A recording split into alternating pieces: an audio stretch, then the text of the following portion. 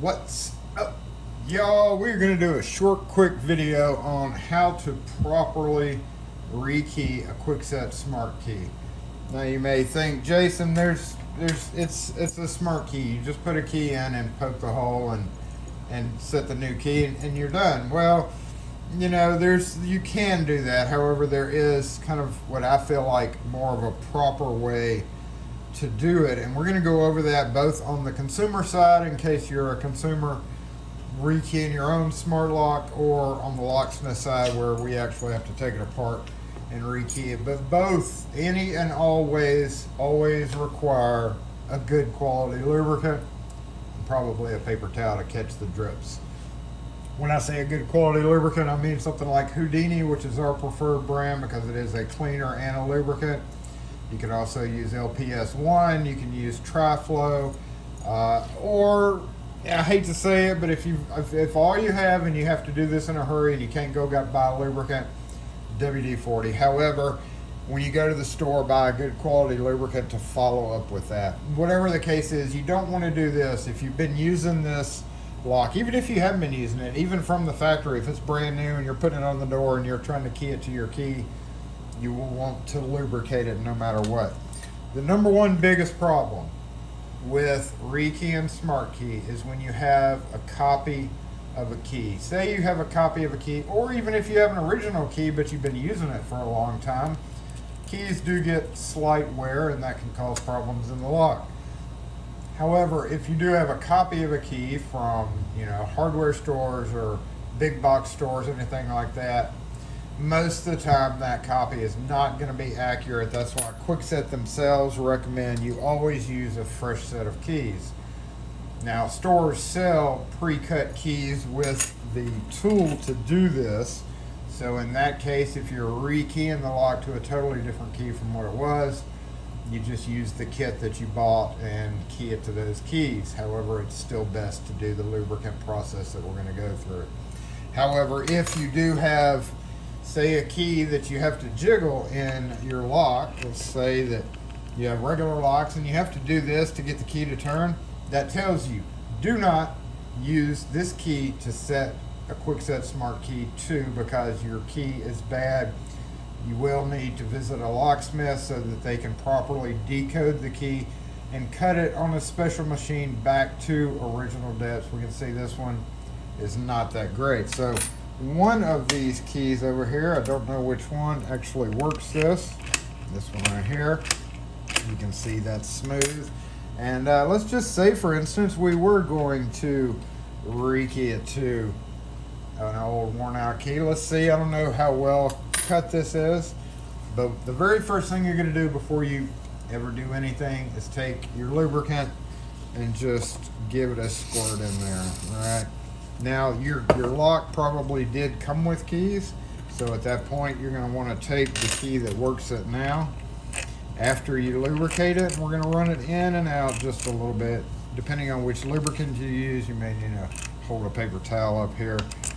So we're just going to run it in and out just a little bit like that. There you go. And what that does is flushes out any little grit or grime or factory grease, or just it helps the cylinder. So got it working good with that key. So as usual, you would just turn it to that position, get your tool. You can use any piece of metal that will fit in this hole. Doesn't have to be the reset tool, but again, if you're buying a set of reset tools, you would have this in there.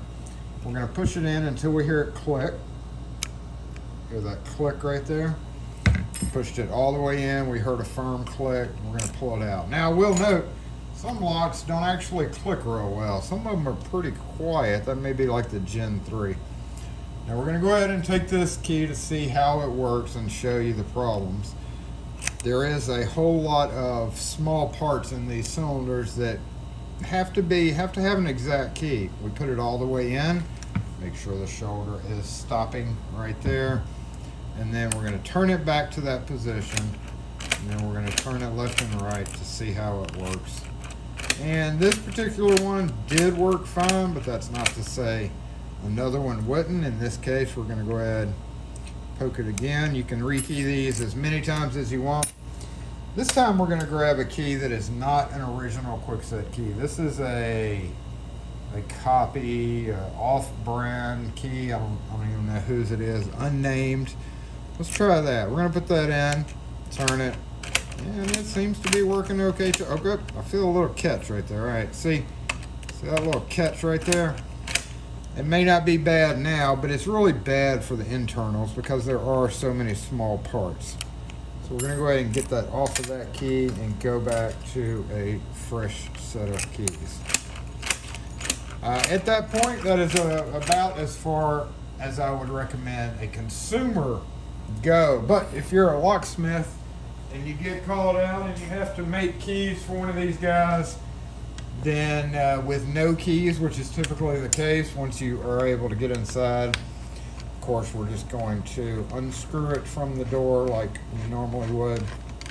Now most of the time I use a Kwikset cradle, something that you can purchase from your locksmith distributor, to reset it. There are also a couple of other versions of resetting type tools. The Better Resetter, I actually have one, thanks again Night Owl for sending me that, but I don't quite know where it is right now, so I'm only going to cover the cradle part of it. So in this case, it's a deadbolt. We're just going to take it off the door, take the shroud off. We're going to find a flathead screwdriver to do this.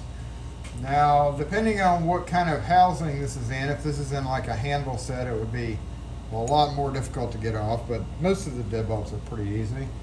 How I do this is I'll come in, wedge the tip of my screwdriver right there, and then just kind of twist it off. See, it's basically just a little ramped part right there, and once you pull that out, the cylinder just drops out the face.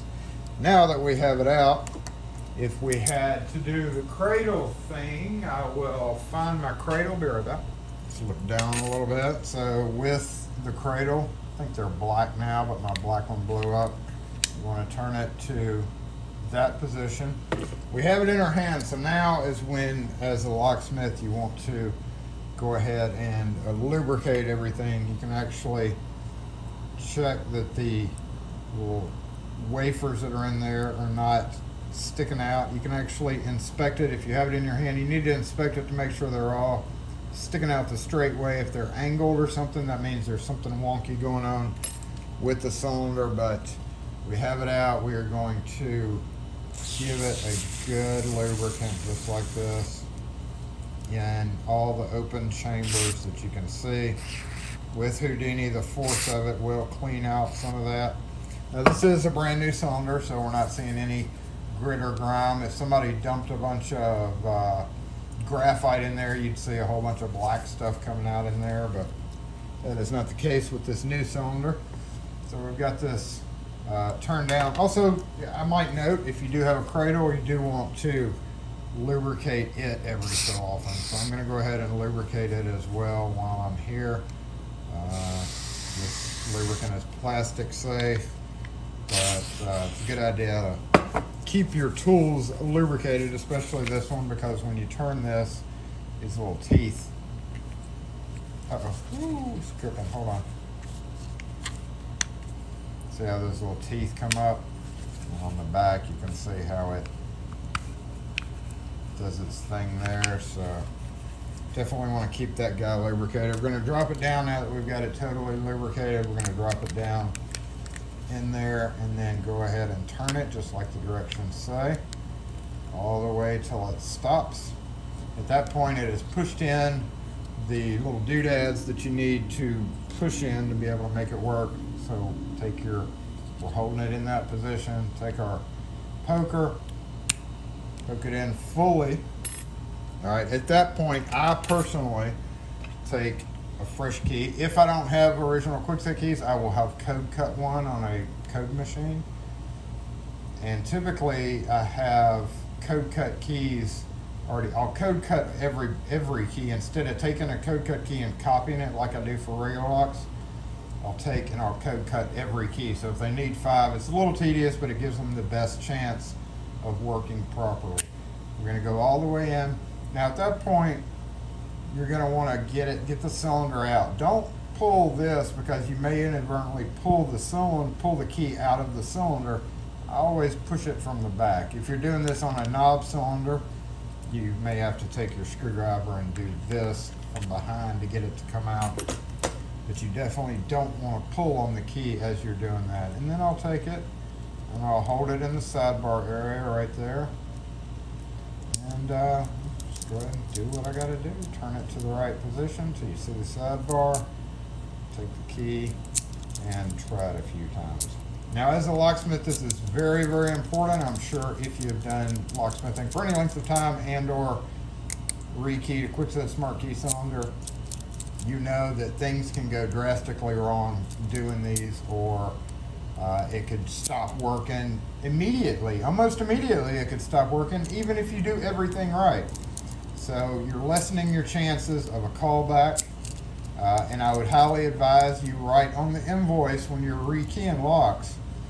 I would say if you had 10 locks to do and one of them was a smart key, always separate it. So you'd have 9 standard lock rekey and 1 smart key lock. Even if you charge the same price, even if you don't have to take it off the door and you're doing it on the door, always signify rekey smart key on your invoice and have a store policy where you don't guarantee smart key lock, because as we know, things can fail very badly. So anyway, that is it. Pretty much just have a good lubricant. In my case, I use Houdini, but there are other number of lubricants that you can use. Never use graphite. Graphite certainly, never use graphite for anything, but graphite will certainly clog up all these little wafers and springs and stuff in there. So definitely stay away from any type of graphite liquid or graphite powder.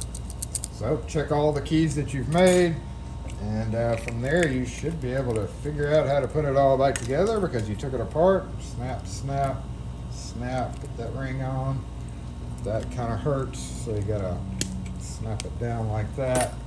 And then of course just put it back on the door. Good to go. Anyway, just a little bit of knowledge will hopefully help you rekey smart key cylinders and keep them lasting for a good length of time. As always, stay away from big box store copies of keys.